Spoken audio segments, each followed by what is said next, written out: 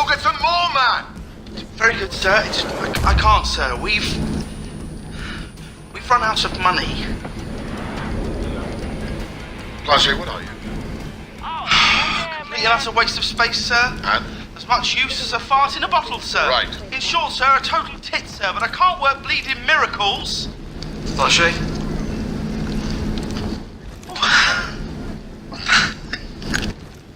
Thank you very much, sir. That's incredibly generous from such a handsome young man. Thank you very, very much. Will you be staying here tonight? You'll be taking your bed, Planchet.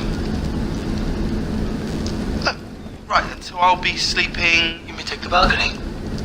Outside. The balcony outside in the cold. With birds shitting on my head all night. Where are we going? Great. Can I just say... Wine. Yes, of course. Wine it is, sir. Wine.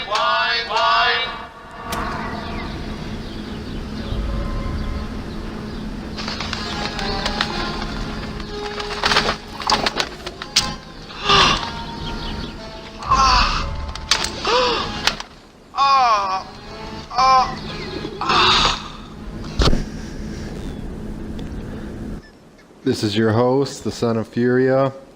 Things would be easier with something sharp. So you guessed it, I'll kill you with my teacup. Believe it. Alright, hey PSYCHTOW, talking to you. Yeah, Mr. Roboto. It's time to go. Okay, so today's upload will be pertaining to PSYCHTOW's now ancient upload called Marketing, Gynocentrism. And then it says feminism as an exclamation. Now for the record, PSYCHTOW, there's going to be one speed, mine. If you can't keep up, don't step up, you'll just die. Marketing is defined by the American Marketing Association. Yeah, irony alert. As the activity, set of institutions and processes for creating, communicating, delivering, and exchanging offerings that have value for customers, clients, partners, and society at large. The term developed from its original meaning, which referred literally to going to market with goods for sale. From a sales process engineering perspective, marketing is a set of processes that are interconnected and interdependent with other functions of a business aimed at achieving customer interest and satisfaction. Okay, that's basically what marketing means, okay? So the first marketer, or what I'm calling marketeer, okay, is of course, our selective service immune, affirmative action enabled female voting majority. And yes, female spelled with 2 E's. Okay, so I understand that you, meaning PSYCHTOW, use the terms feminist and woman interchangeably, but I will make a few distinctions, especially about identifying feminists, but also about believing in women's equality in spite of the following systematic inequalities. Only Caucasian men don't receive affirmative action, and women are its primary beneficiaries, okay? While only men register for selective service, and we have a female voting majority. So all women benefit from feminism, and no women petition the government to take away women's unearned privileges. Ergo, all women are passively feminist. This, I believe, I hope, is why you're saying that, why you use them interchangeably. But if not, I just want to, call that out real quick. Okay, so if anyone's wondering what's on the horizon, 70% of American men ages 20 to 34 are not married, and women lose 90% of their ovarian eggs by the age of 30. Okay, 20 to 34 not married. So something's happening. Yeah. There are ways of getting around that, though, but it's happening. So women supported Clinton over Trump by 54 to 42%. All right? All women supported Clinton over Trump by 54 to 42%. No women register for selective service or are eligible for conscription. This is about the same as the Obama versus Romney, and the 12-point margin is identical to the margin by which women supported Clinton. Okay, that we supported. What is it? Okay, well, anyway. All right, it's basically that 12-point margin carries over. The advantage for Trump among men is larger than the 7-point advantage for that Romney had in 2012, and much different than in 2008 when men preferred Obama over McCain by a single point. You see that? Single point for men. For women, it was overwhelmingly Obama. Trump's performance among men is similar to that of George W. Bush in the 2004 and 2000 elections, where he won men by 11 points each. This time, Trump won by 12 points with men, but 54% of women voted for Clinton. Right, so again, 12 points. Okay, so that's our first marketing, or our first marketer. Women themselves, I believe, are their own. Not only are they the buyers, but they're also the sellers, yes? Okay, not just to the men, but to the politicians and everybody else. They're all in cahoots, as it were. So, okay, that was our first marketer, or our first marketeer. Our second marketeer, because it was women. Our second marketeer are the corporations. Okay, 20 years of data reveals that Congress doesn't care what you think. Okay, and yes, this pertains, you would think that pertains directly to the government, the Congress, but not necessarily. 20 years of data reveals that Congress doesn't care what you think. For the last few years, the person who I'm quoting the article of has had this sense that everything that he learned as a kid about how America's government works was completely wrong. But he had no idea how bad things actually were until he saw one simple graph. Professor Martin Gillens of Princeton University and Benjamin Page of Northwestern University looked at more than 20 years of data, to answer a pretty simple question. Does the government represent the people? Now, Article 4, Section 4 of the U.S. Constitution guarantees a Republican form of government, not a democracy. There's a difference, historically. Okay, but they wanted to know, does the government represent the people? So, their answer was, your opinion literally doesn't matter. Their study took data from 2,000 public opinion surveys and compared what the people wanted to what the government actually did. What they found was extremely unsettling. The opinions of the bottom 90% of income earners in America have essentially no impact at all, including our female voting majority. Actually, that bottom 10%, or that the bottom 90% have virtually no impact at all. That includes our female voting majority. Okay, until you get the cahoots that I was referring to into the equation, then that puts them, all women, into the top 10%. Okay, but that's another story.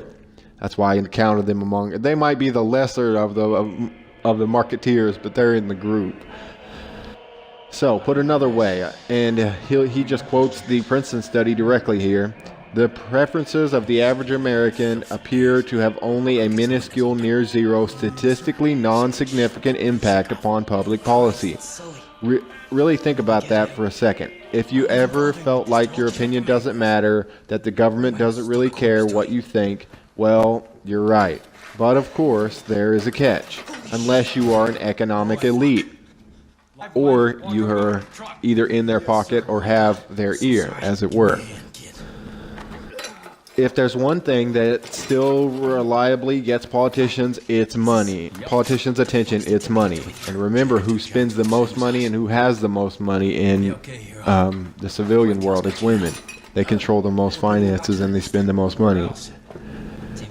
So it's money that gets politicians' attention. While the opinions of the bottom 90% of income earners in America have a statistically non-significant impact, Gillens and Page found that economic elites, business interests, and people who can afford to buy lobbyists still carry major influence.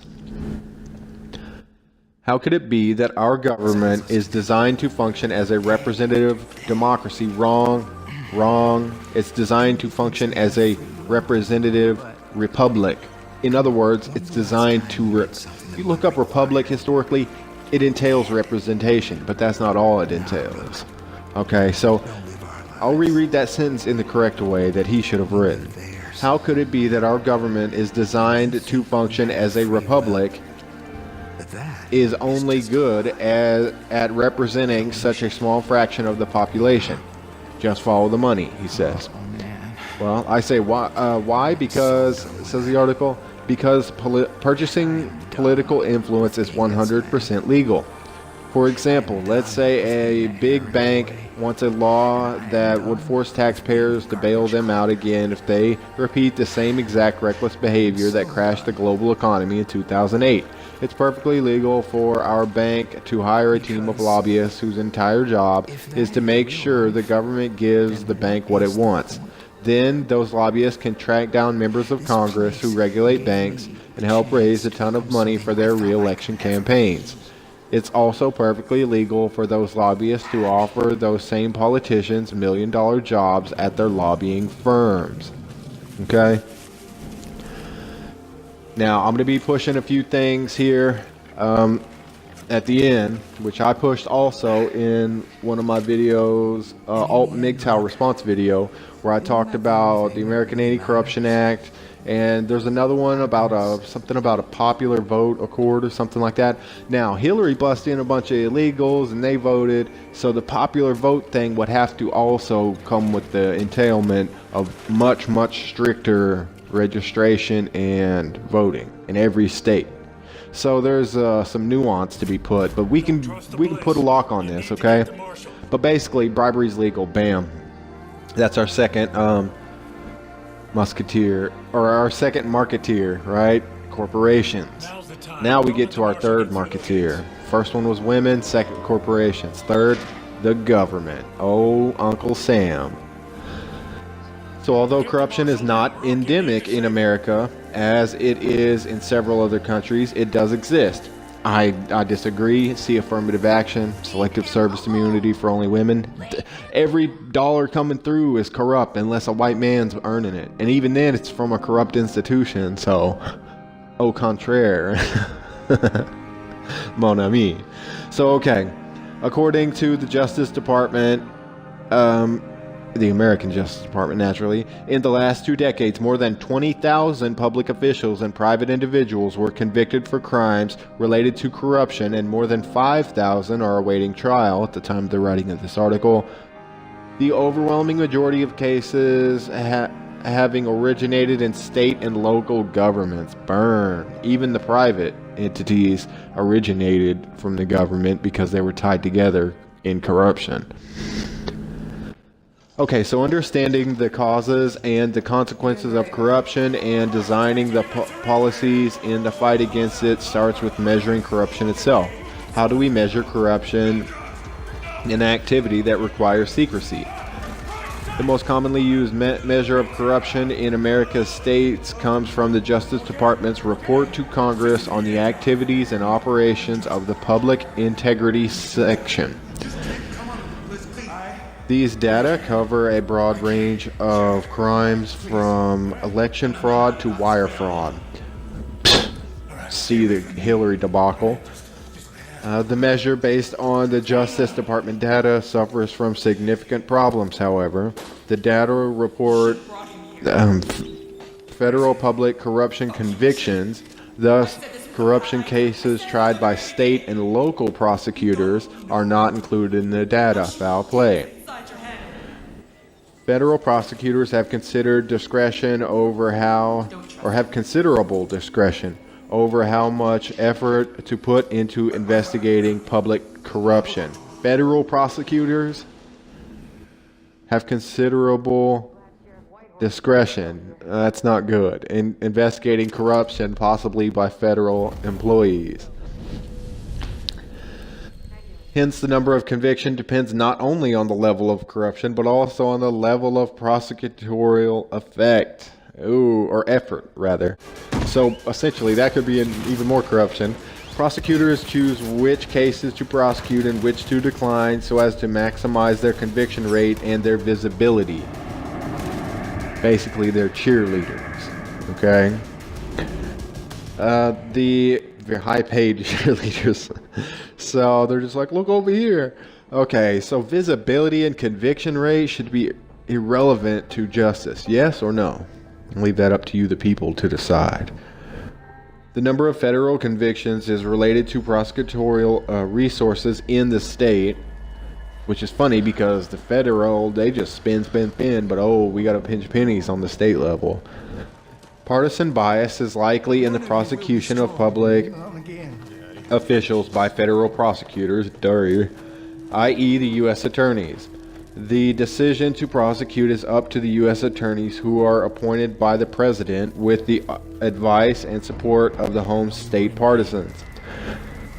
There is anecdotal as well as empirical evidence suggesting this hypothesis. The unprecedented midterm dismissal of 7 U.S. attorneys in 2007, for example, led to congressional investigations. I wonder who, 2007, I wonder who was the president back then. Just saying. Some were allegedly dismissed either because they did not pursue corruption investigations against prominent Democrats, there's your hint, with sufficient vigor, or because they did not pursue investigations against prominent Republicans. Yeah. I mean, they exist. There's dirty birds in every bath, shall we say. Similar allegations have surfaced in Virginia in 2014, while home of the CIA, if I'm not mistaken. Similar allegations have resurfaced in Virginia. Okay, no, but I think Virginia is a home of, the CIA. Okay, so, whatever. Similar allegations have resurfaced. Okay, that's why. Similar allegations have resurfaced in Virginia in 2014. While data are reported annually, there is an unknown and most likely variable time lag between crimes and convictions, no doubt. The data gives little to no indication as to the seriousness of the case.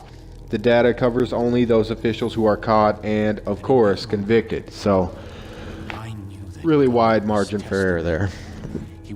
Okay, this is what I was talking about earlier. The American Anti-Corruption Act, which we can all vote on the state level, if we push it, but we've got to push it.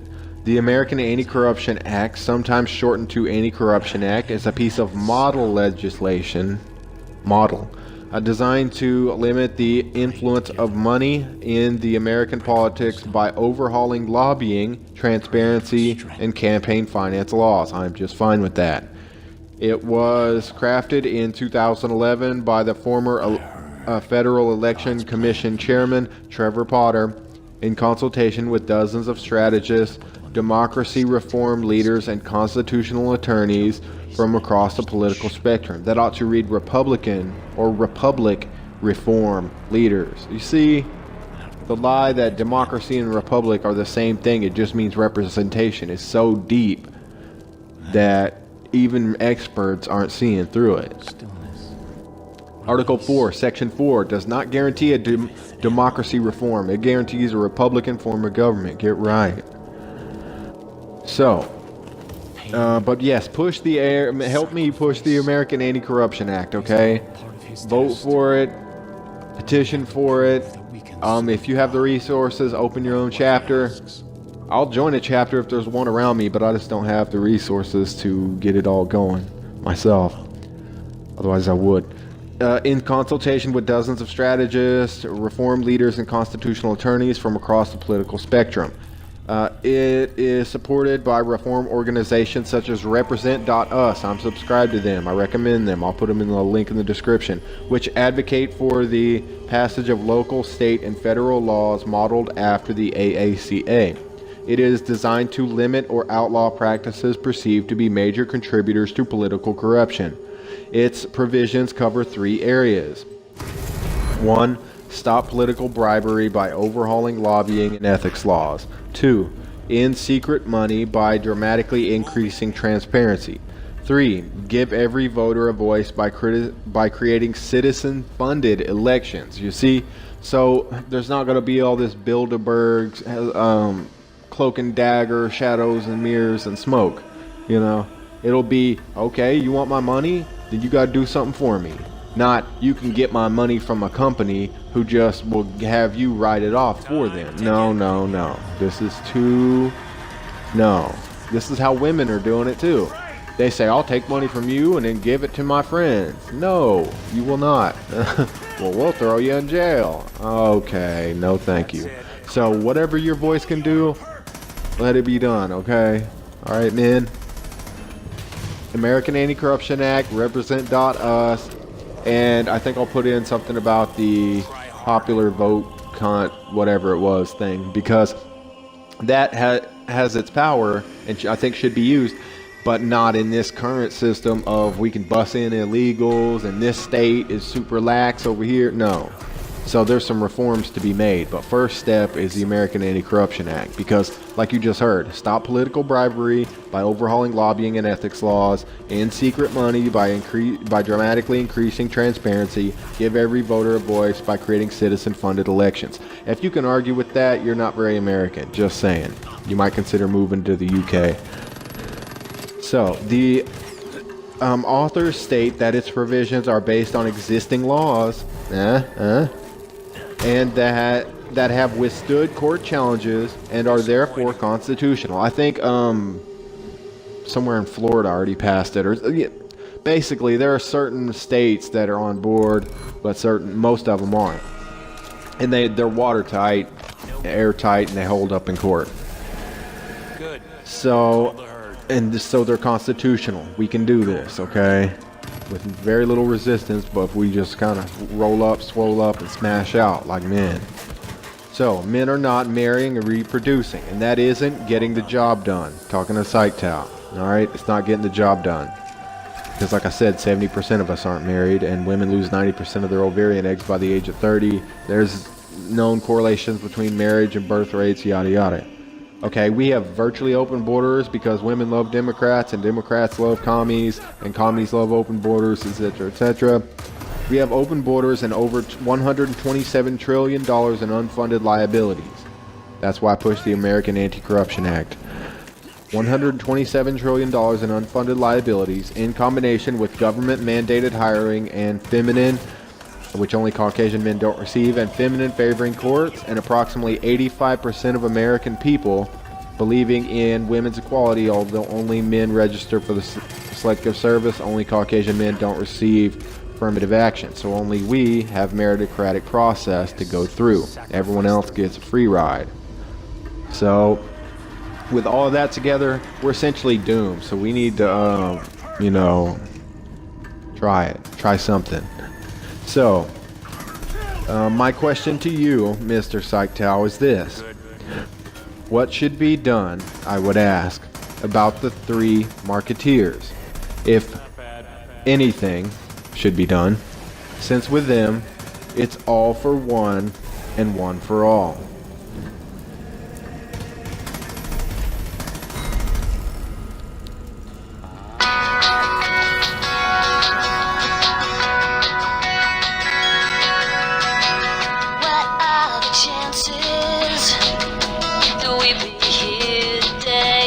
Different girls from different worlds try